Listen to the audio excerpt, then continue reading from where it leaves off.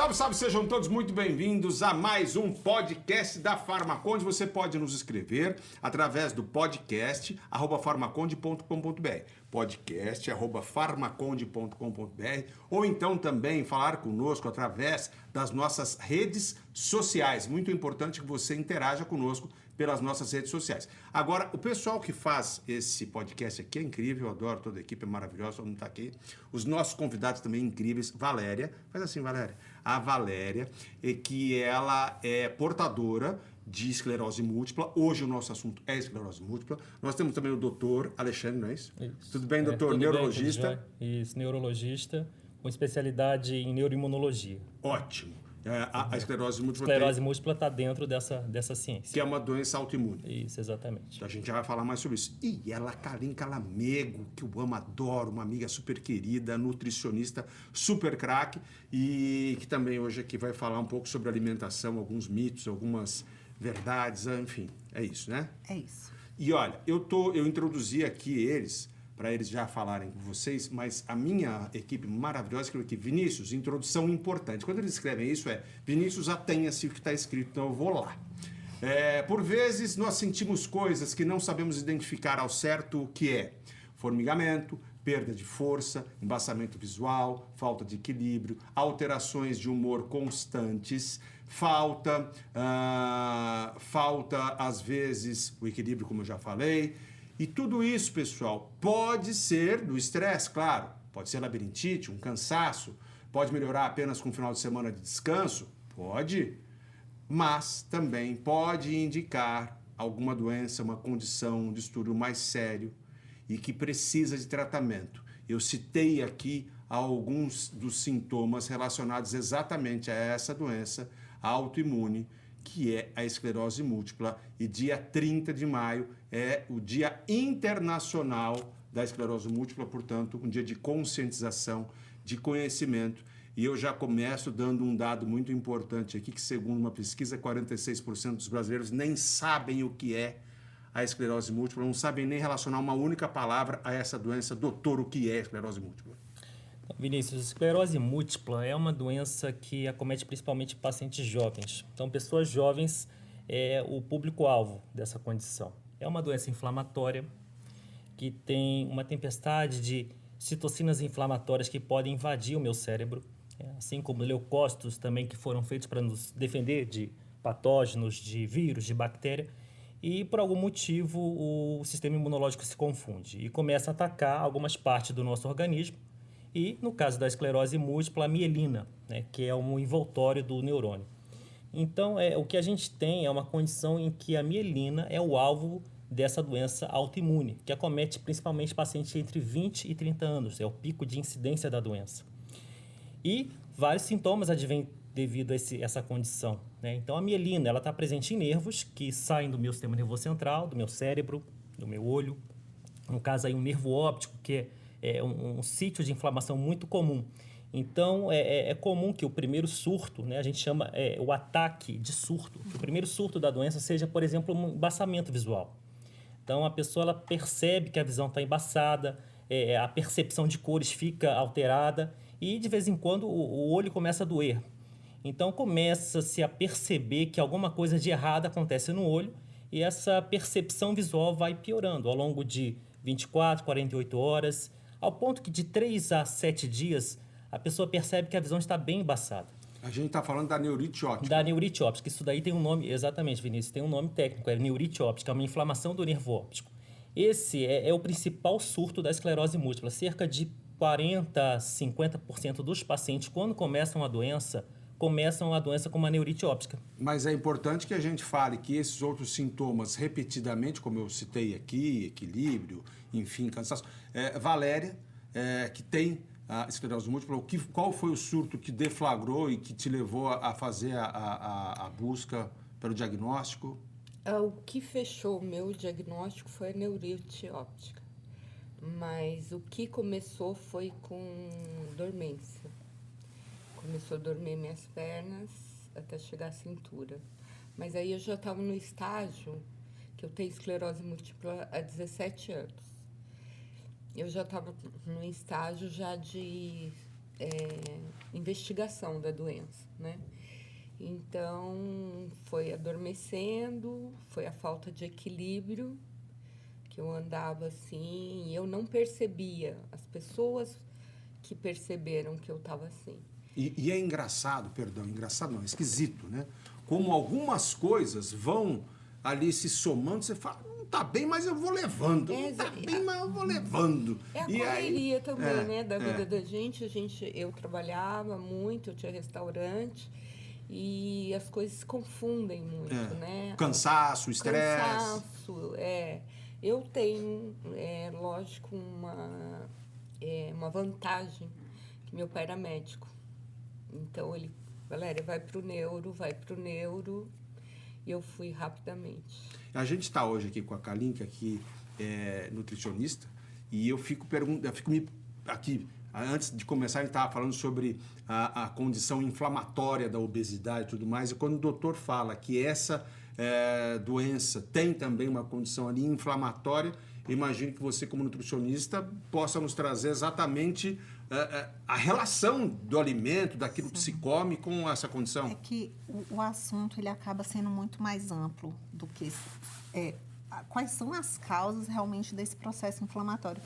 A primeira coisa é que a gente já habita um ambiente inóspito para nós. A nossa exposição a poluentes é absurda. Nunca se ouviu falar em tanta exposição tóxica, que já mina nosso sistema imune, né? Quando eu estou com o meu corpo sobrecarregado com metais tóxicos, com poluentes vindo de petrolatos, o meu sistema imune ele já tem um meio ambiente ali com dificuldade de exercer o papel dele. Por outro lado, eu tenho todo um alimento processado. Muitos partos são cesáreos. Muitas crianças não amamentam. Não são amamentadas? Não são amamentadas. E eu já tenho uma mudança na minha digestão, no tipo de bactéria que habita o meu trato gastrointestinal. Isso vai culminar lá na frente, ou num quadro autoimune, ou num quadro alérgico. Sempre está por ali. Todo mundo tem alguma alergia a alguma coisa, uma variação, uma rinite, ou uma coisa de febre.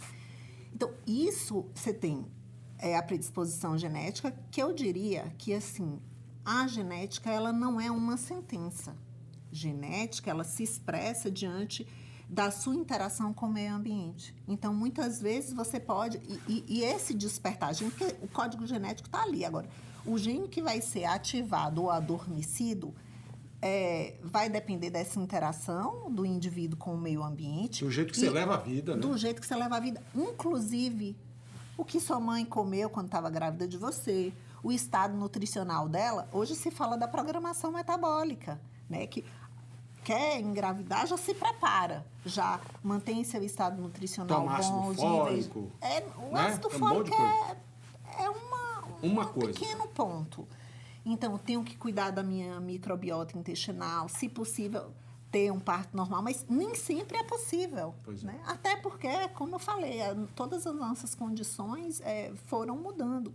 E aí eu tenho alimentos que estão empobrecidos do ponto de vista de micronutriente, e porque devolve para o solo 2 nutrientes com adubo químico, mas a planta retira vários, 40. Então, eu estou tendo um solo quase que uma palha para desenvolver o alimento. E aí Ele é superprocessado? Não, mesmo quando eu como alimento natural, Vinícius, eu já não estou comendo um alimento rico. Porque o agrotóxico, o adubo químico, está interferindo na qualidade do alimento. Eu vi uma publicação sua sobre o solo brasileiro, que não tem nada de vulcânico, né? Não tem rocha vulcânica, então nós somos pobres em magnésio. Né? E o magnésio ele é cofator de mais de 300 enzimas. Quer dizer, um mineral... Reações químicas que acontecem dentro da gente. Sim, inclusive de produção de energia. E aí, doutor, a Kalinka está dando aí uma exposição, está fazendo uma exposição mais ampla, né? De tudo e que pode, como ela mesmo disse, chegar a culminar a esses quadros inflamatórios, quadros que podem despertar gatilhos ali, podem ser gatilhos, né? E aí a pergunta é sobre que fazer. Como é que a gente pode evitar ou ainda, diante do diagnóstico, como a gente pode se tratar ou como as pessoas podem se tratar? É curioso, ela cita uma coisa que nós não estamos destinados a ter alguma doença, né? A gente tem um arcabouço genético, só que depende muito do que a gente vai fazer com esse arcabouço genético para desenvolver ou não alguma doença. Seja lá qual doença for, né? Aqui a gente está falando de esclerose múltipla, mas Podia falar de câncer, câncer. doença neurodegenerativa, Alzheimer. E tem um dado muito interessante na literatura que fala que irmãos monozigóticos, gêmeos monozigóticos, que têm um código genético exatamente igual um ao outro, se um tem esclerose múltipla, né, o outro tem uma chance de 1/5 de ter esclerose múltipla, né, menos aí de 20% mais ou menos que dá. Então, ou seja, não depende só da genética, né? Depende muito mais do que a gente faz fora do nosso DNA. Então, nossa interação com o meio, o que a gente come, o que a gente se alimenta, como a gente se exercita, o que eu faço de atividade física. Então, a minha relação com o meio é o mais importante para o desenvolvimento de qualquer doença. Agora, a esclerose múltipla, que é o nosso foco, é tão importante que a gente tem esse dado científico dos gêmeos monozigóticos. E o que fazer, né? Como é que, primeiro, eu evito? Então, a gente sabe que existem alguns fatores de riscos muito bem direcionados na literatura. Eu sei que sedentarismo é uma coisa que pode me aproximar do risco de desenvolver esclerose múltipla, obesidade é outro, por conta daquele tecido adiposo produzindo muita citocina inflamatória, muita inflamação, eu posso aumentar o risco de surto, tabagismo, o alcoolismo, então tudo que eu posso agredir, intoxicar o meu neurônio, eu aumento a chance de desenvolver a doença. E entendo a doença, eu já sendo portador da doença, diante desses fatores todos de risco, eu posso aumentar o risco da minha doença não se acalmar, da minha doença dar sinais de atividade, né? Novos surtos aparecerem. Então, sendo portador dessa doença, eu tenho que prestar atenção de como está a minha relação com o meio. Isso, Como é que está levando a vida, né, doutor? O que eu estou fazendo? Valéria, você já teve vários surtos? Muitos. E esses surtos, você falou que o seu primeiro surto, aquele que fechou, foi o que fechou foi o do olho, né? A neuríptide. E eu perdi, não é normal, né, doutor, perder as duas visões. Geralmente é uma. Deu bilateral. Eu peguei as duas. E aí já fui internada, fiquei 7 dias lá, tomando uma medicação que eu não sabia, que eu queria deixar bem claro aqui. Há 17 anos atrás, não tinha toda essa informação que nós temos hoje, dos alimentos. Era tomar medicação e pronto. E essa medicação também ela era menos eficiente do que as que nós temos hoje. Menos. Parece que nos últimos 10 anos essa área foi a que mais evoluiu na medicina mundial, é isso, doutor? Exatamente. Mais ou menos lá em 2010, chegou no Brasil uma medicação de altíssima eficácia, né? Uma medicação que entra na classe ali dos anticorpos monoclonais. Então, hoje eu tenho a engenharia médica, ela é capaz de produzir um anticorpo em laboratório que tem um endereço correto, um endereço certo, um alvo certo, que vai bloquear exatamente aquele local da esclerose múltipla que faz a doença desencadear, que faz a doença aparecer. Então, essa medicação que a gente está citando aqui, que chegou em 2010, ela consegue passar uma fita isolante na minha barreira hematocefálica, que comunica o sangue com o cérebro, para fechar a porta e aqueles leucócitos que são autoinflamatórios, autoimunes, não atravessem aquilo. E aí, Valéria, você estava falando, então você teve vários Muitos, surtos muitos. e estava tomando essa medicação que era diferente, enfim. Que era diferente, aí deu falha terapêutica depois de 15 anos. Mas aí eu comecei com essa nova, né? Que entre esses surtos eu tive bengala, andador, cadeira de roda. A última vez que eu tive um surto, fiquei 6 meses na cadeira de rodas. Isso foi há quanto tempo? Isso faz 3 anos.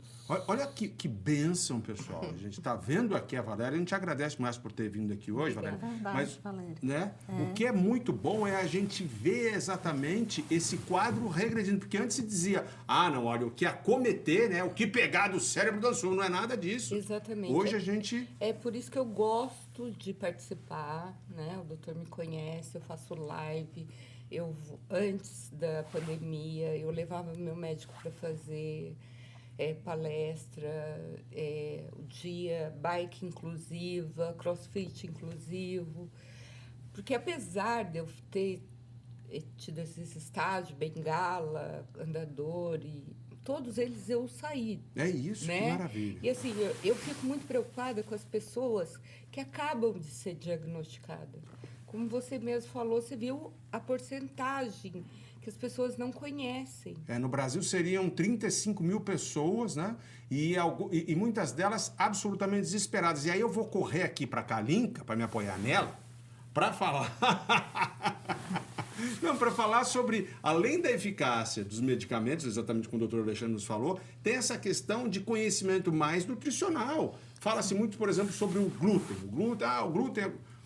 A gente tem alguns vilões que periodicamente surgem, né? Eu vou te falar. Me a diz aí. questão do glúten, na verdade, é porque a gente falou da questão imunológica. Quando eu fui lá atrás, se mamou, se essa criança foi amamentada, se nasceu de parto normal, como que ela era a flora da mãe, tudo isso está interferindo. E o glúten, ele é uma proteína de difícil digestibilidade, que nós não temos enzimas para quebrar ela completamente.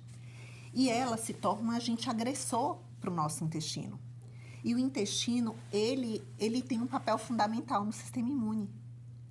Então, ele acaba, essas macromoléculas que não foram completamente quebradas, começa a agredir as vilosidades intestinais, passam por entre as células, porque a gente não deve ter, ou deve ter o mínimo de absorção, que a gente chama de absorção paracelular, que é entre as células, né? Imagina que aqui é uma célula e aqui é outra. Passar aqui por entre elas, não pode. Tem que ser por dentro da célula. Então, à medida que vai machucando esse intestino, essas ligações, que a gente chama de tight junctions, elas começam a se afrouxar. E aí você começa a ter aumento da absorção paracelular. O glúten está relacionado a esse afrouxamento. E aí você tem a passagem dessas macromoléculas que o nosso sistema imune entende como sendo um agente agressor. Muitas vezes elas podem até se depositar nos nossos tecidos. O glúten é uma delas. O leite também pode ter proteínas que a gente não consiga quebrar. Então, a gente vai ter que escolher qual é o sofrimento que a gente vai querer ter. Ou é comer tudo e adoecer, ou é se privar, né? Ter o sofrimento de se privar de algumas coisas e ter saúde. E é a verdade. Mas olha só, toda a condição básica de saúde do ser humano, nós estamos falhando. A gente dorme mal. É necessário dormir bem. O corpo depende disso. Para regulação hormonal, para recuperação. Não é, doutor? Para o humor, para o bem-estar. Precisa fazer atividade física.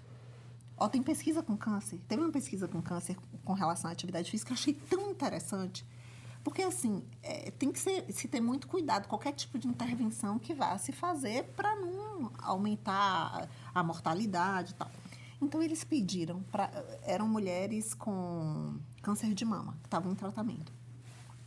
Parte do grupo, escolhido aleatoriamente, foi solicitado que fizesse uma caminhada de 30 minutos, uma caminhada leve.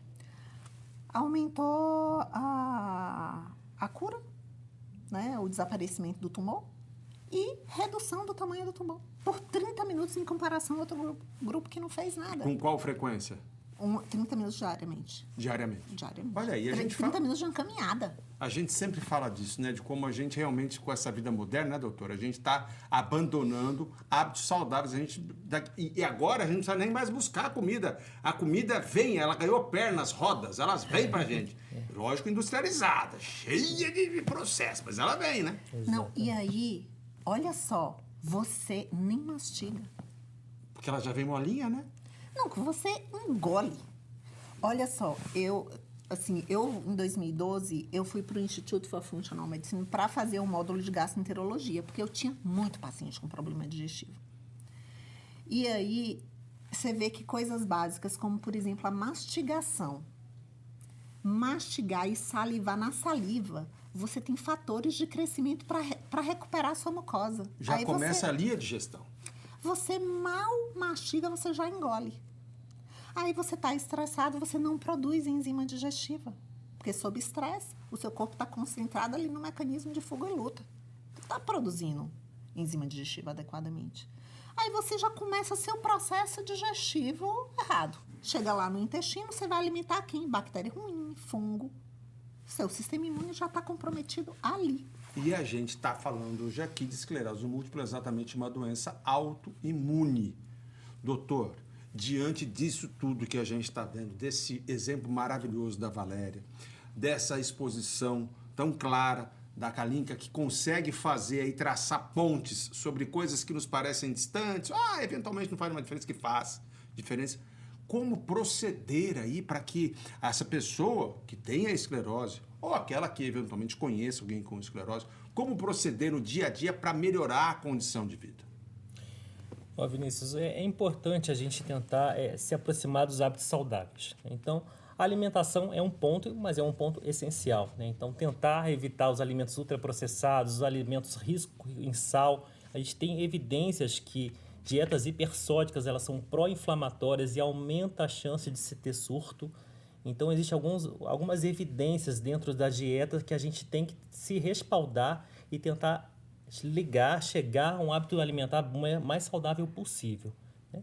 E se o paciente tiver possibilidades, condições, fazer um segmento paralelo amplo. Então, procurar um nutricionista, por exemplo, fazer atividade física, procurar um educador físico, ter uma rotina de se exercitar, de repente, de segunda a sexta-feira, ou no mínimo 3 vezes na semana, que é o recomendado.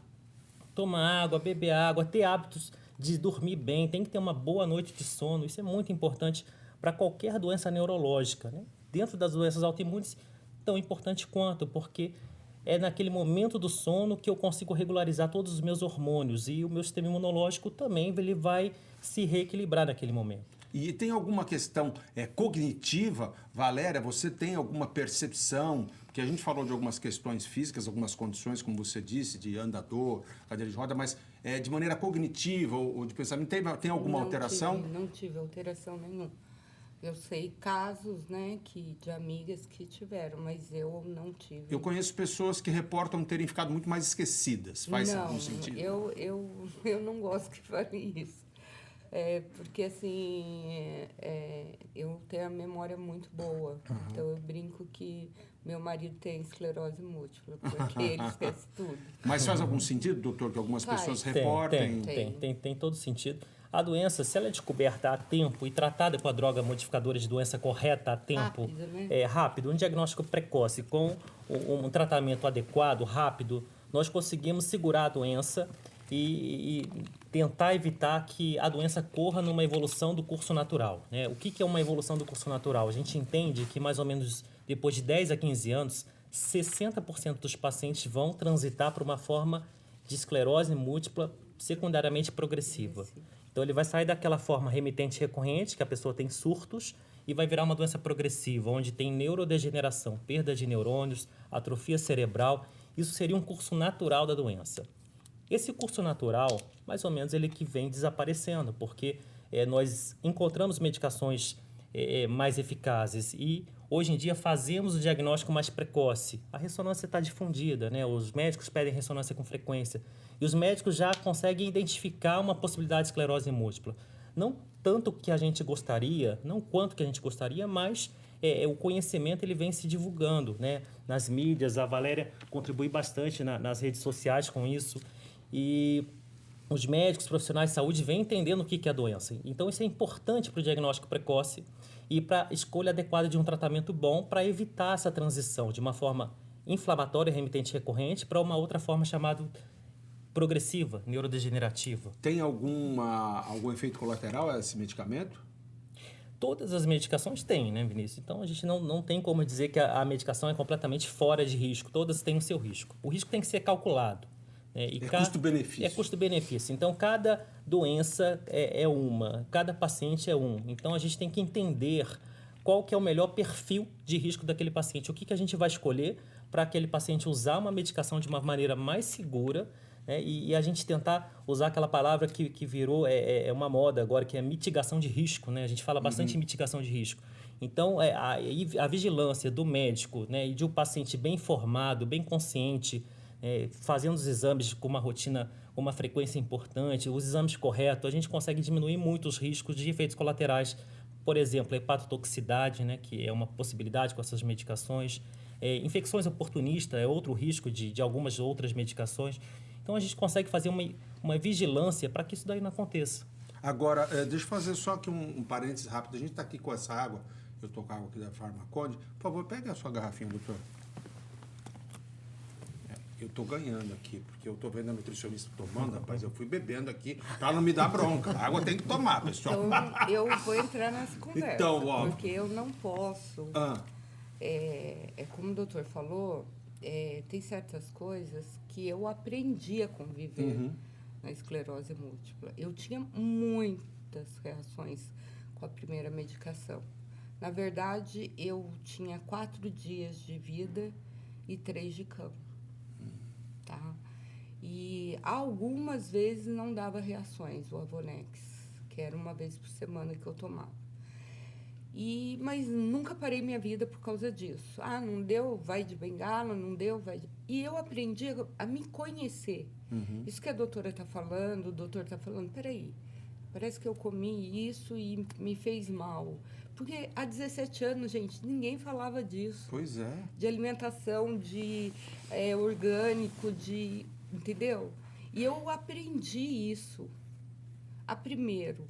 Não é o primeiro sintomas que eu me entrego, sabe? Então bengala, vamos para bengala. Agora é cadeira, vamos para cadeira. E estudando, e sempre me atualizando, e sempre vendo coisas novas, o que tem. Meu médico falava sempre, daqui a 3 anos, Valéria, vai sair.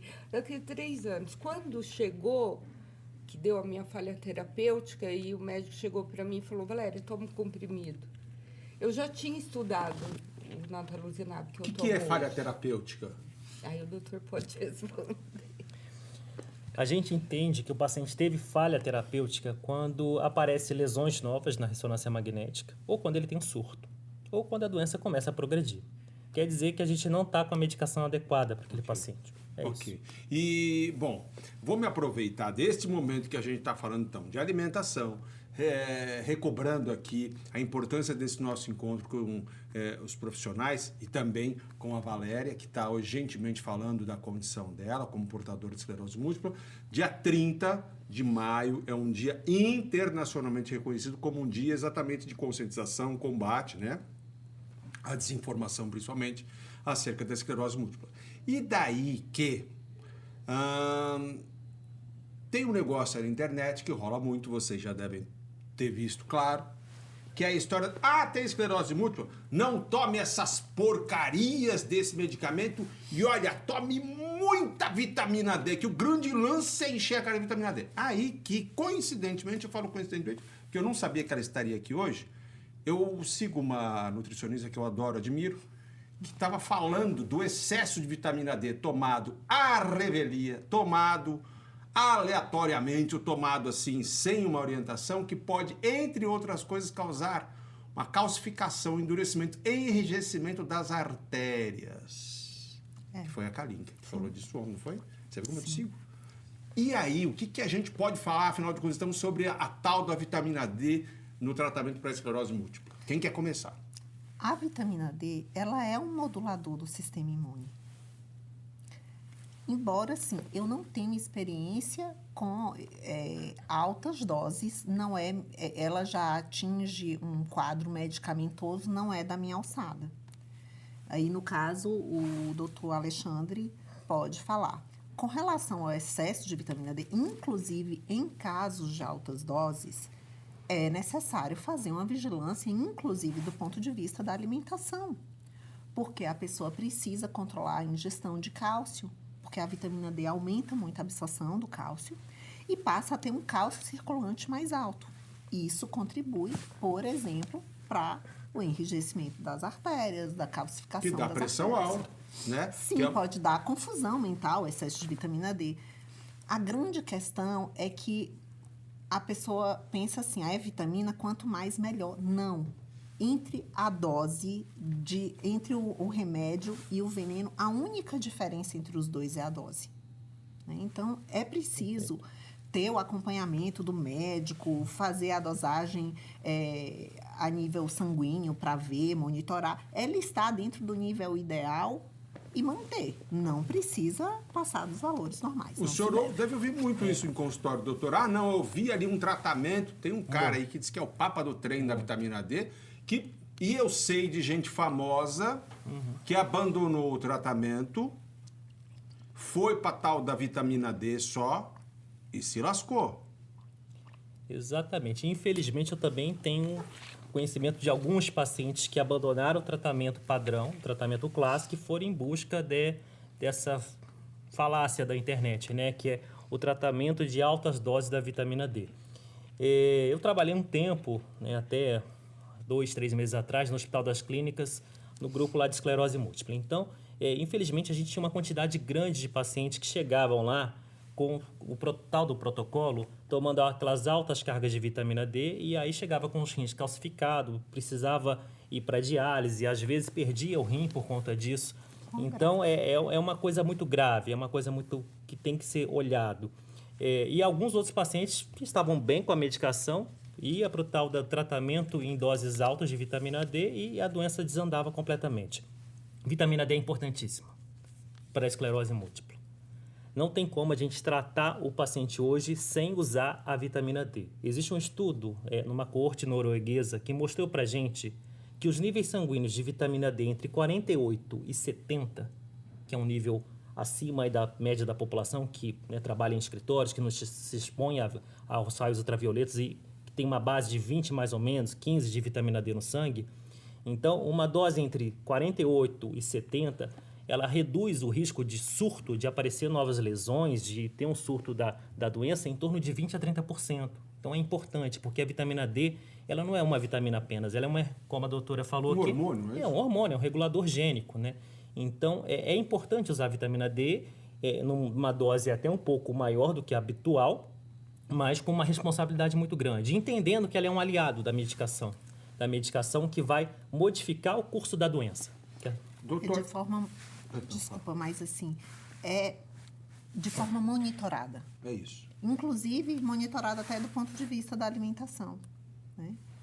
Tá com essa dose mais alta por um tempo, até atingir um certo nível no sangue para se manter, monitora a alimentação. Porque, como disse o doutor aqui, né? Isso pode gerar, por exemplo, a perda até dos rins. Pessoal, é muito sério isso. É importante que se diga, até por conta da pandemia, essa história de vitamina, e a gente trabalha numa empresa, né? Que é a Farmaconte, que vende vitaminas, e a gente já teve aqui testemunhos de médicos dizendo que sim, que a vitamina pode contribuir demais. As vitaminas podem contribuir demais para o fortalecimento do sistema imunológico, podem ajudar, né? A vitamina C, antioxidante, agora está sendo usada até em dermocosméticos. Então, é importante, mas é sempre, pessoal, contando com o bom senso, com a orientação, né, dos profissionais envolvidos, nutricionista, o farmacêutico também, que vai falar isso exatamente porque é um profissional relacionado à saúde, profissional da saúde, os médicos, que vão falar para você. A gente fala também dos minerais, né? A gente falamos do magnésio aqui. Do zinco, que é muito importante. O zinco, né? Também que se falou muito na pandemia do zinco, né? Enfim, é importante a suplementação. No corre-corre do dia a dia, a gente está comendo muito mais, de maneira muito mais empobrecida. Sim, mas sempre com bom senso e com orientação dos profissionais Denise, da saúde. Você Oi, pode querida. falar uma coisa? Você fala o que você quiser aqui, minha linda. Meu querido, eu comecei a falar da água, né? Sim. Então, eu acho assim, eu conheço meu corpo. Uhum. E aos 17 anos, eu sei que eu tô aqui numa gravação, que eu não vou poder pedir licença para vocês ir ao banheiro, porque eu tenho já incontinência urinária. Então, eu controlo A ingestão tanto de água. Lógico, estou em casa, eu tomo líquido pra caramba, entendeu? Mas, assim, o que eu quero dizer com isso, que nem nós falamos do esquecimento. Como eu tive um tratamento precoce, e sempre fui atrás... Você descobriu com quantos anos? Desculpa, Valéria. 39 anos. Uhum. Eu já tinha 3 filhos, tá?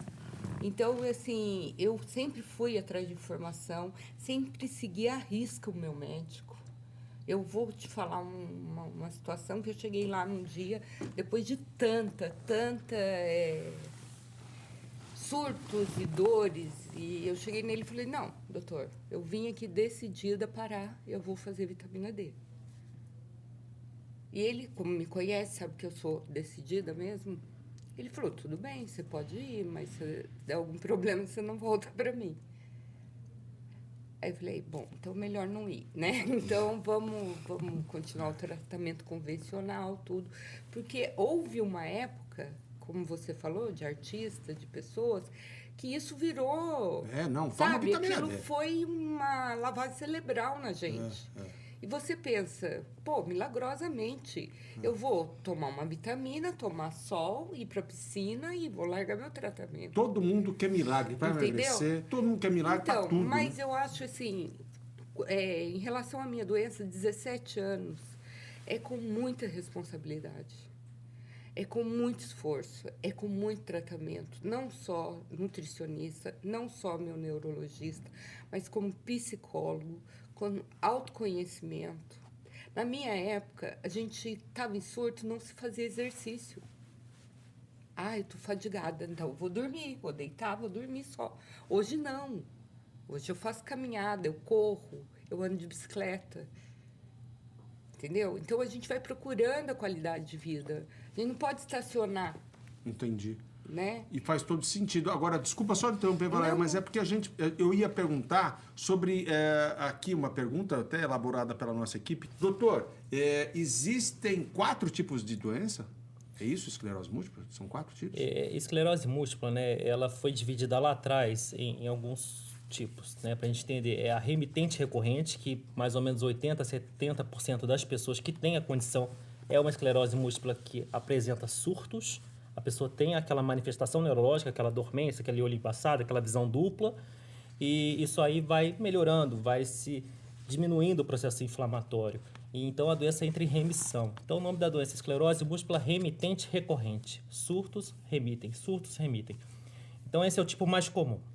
Esse tipo de esclerose múltipla, como eu disse anteriormente, ele pode se tornar uma secundariamente progressiva, que é aquela doença que vai virar neurodegenerativa. Ela sai da inflamação e vai para a degeneração. Então, o paciente ele vai piorando de pouquinho em pouquinho. Então, ao longo dos dias, ele vai percebendo que a perna está mais fraca, vai percebendo que a visão está mais fraca, vai percebendo que a cognição, a mente, está mais devagar. Então, isso acontece em torno depois de 10 a 15 anos de doença, que não foi tratada adequadamente, principalmente. Existe aquela doença que a gente chama de esclerose múltipla primariamente progressiva, que desde o início ela começa com um processo degenerativo, ela vai piorando. Isso acontece em torno de 10 a 5% da população que tem esclerose múltipla. Então, ela é primariamente progressiva. É mais comum em homens a partir dos 45 anos de idade. Então, é o menor público, porque a doença geralmente é mulher jovem. Existe uma exceção, que é esse público homem, após os 45 anos de idade, e aí que o fenótipo, né, o tipo de apresentação primariamente progressiva pode ser comum. Então, na verdade, são 3 tipos, Vinícius, que a gente classificou hoje. São esses 3 tipos que são os mais comuns. Mas lembrando, como a gente tem falado aqui, que a importância da nutrição, da atividade física, que a Valéria está hoje nos reportando brilhantemente e generosamente, e também, claro, com a orientação aqui, com os esclarecimentos do Dr. Alexandre, que há a possibilidade de qualidade de vida, sim, para quem tem esclerose múltipla, né? E aí, doutor, só para a gente partir para o nosso fechamento, a gente começou falando, e a gente expôs aqui ao longo do nosso encontro, o que é a doença, algumas coisas que ela vai atacar, que ela vai atingir. Estamos falando de novo sobre a qualidade, a partir do medicamento, da nutrição, tudo. Mas, doutor, como é que se fecha o diagnóstico de esclerose múltipla? Os sintomas que eu citei no começo são alguns, mas ela é multifatorial. Inclusive, o diagnóstico também, para fechar, não é tão simples, né? Não é porque a gente não tem um marcador da doença. A gente não tem um anticorpo que a gente pede para o paciente no laboratório pesquisar e fecha o diagnóstico, né? Como temos em outras doenças neuroimunológicas. Então, a esclerose múltipla, o fechamento do diagnóstico se dá à base de critérios. Então, eu tenho que ter uma ressonância magnética com lesões desmielinizantes, né, com desencapamento dos nervos em algumas localizações específicas do cérebro ou então até da medula. Então, eu tenho que ter critérios radiológicos, critérios de imagem, ressonância magnética. Também eu tenho critérios, hoje em dia, do líquor, que é aquele exame que a gente coleta na coluna, tal que às vezes... que chama-se bando oligoclonal.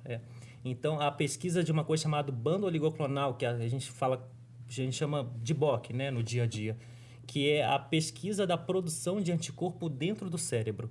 Então, é uma imunoprodução de autoanticorpos. Então, a gente pesquisa isso quando a gente faz o exame do líquor, né, que é o mesmo exame que a gente faz para ver se o paciente tem uma meningite ou não.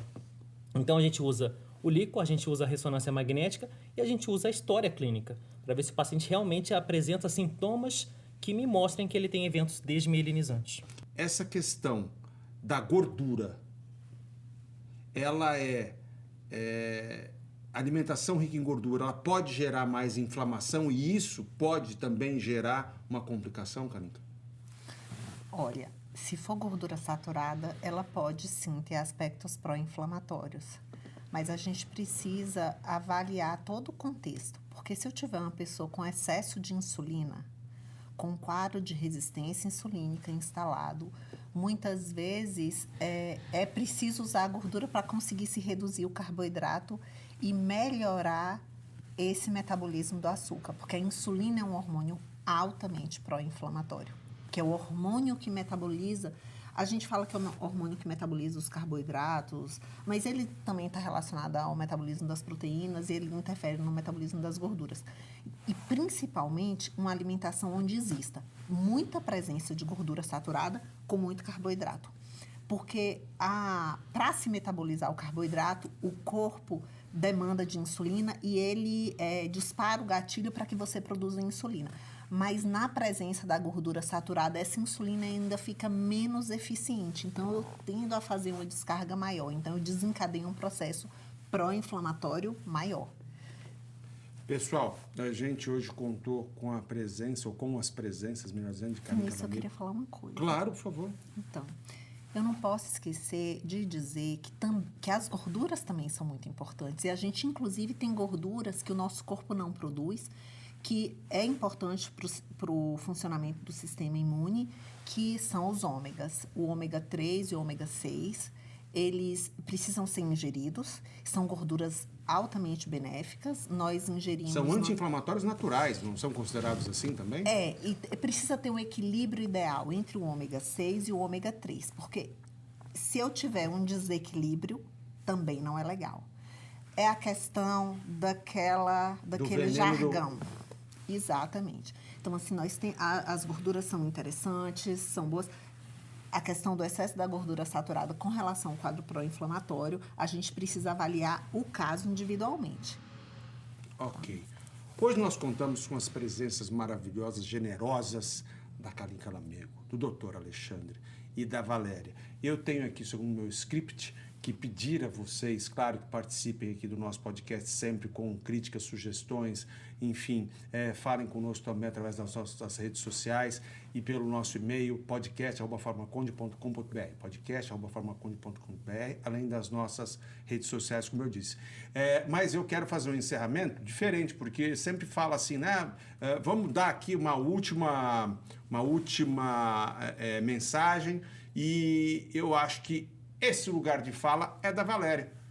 Então, se vocês me permitirem, eu queria que a Valéria desse o tchau aqui e uma última mensagem para quem está nos assistindo e nos ouvindo nesse podcast tão importante sobre a conscientização acerca da esclerose múltipla. Por favor, dá o tchau, Valéria.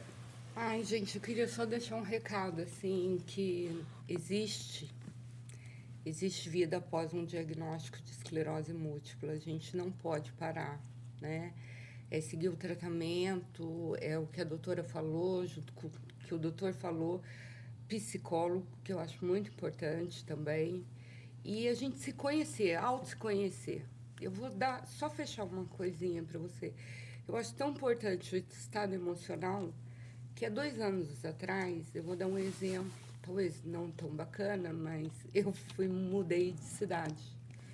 Eu fui morar no litoral, sozinha, para provar para mim que eu sou capaz. Então, assim, a gente que vive nessa verdadeira tensão da esclerose múltipla, será que eu vou andar hoje? Será que eu não vou? A gente vai para os desafios. E hoje eu me alimento bem, eu caminho na praia, eu ando de bicicleta numa orla. Então, eu quero que isso seja exemplo para as pessoas que acabam de ser diagnosticadas. E me procure, pode procurar no meu canal, @Desclerosando. Eu respondo todas as perguntas, falo, capacito injeções, medicamentos. E assim, gente, vamos viver. Isso que é melhor. É isso aí. Obrigado. Valeu. Até a próxima. Beijo.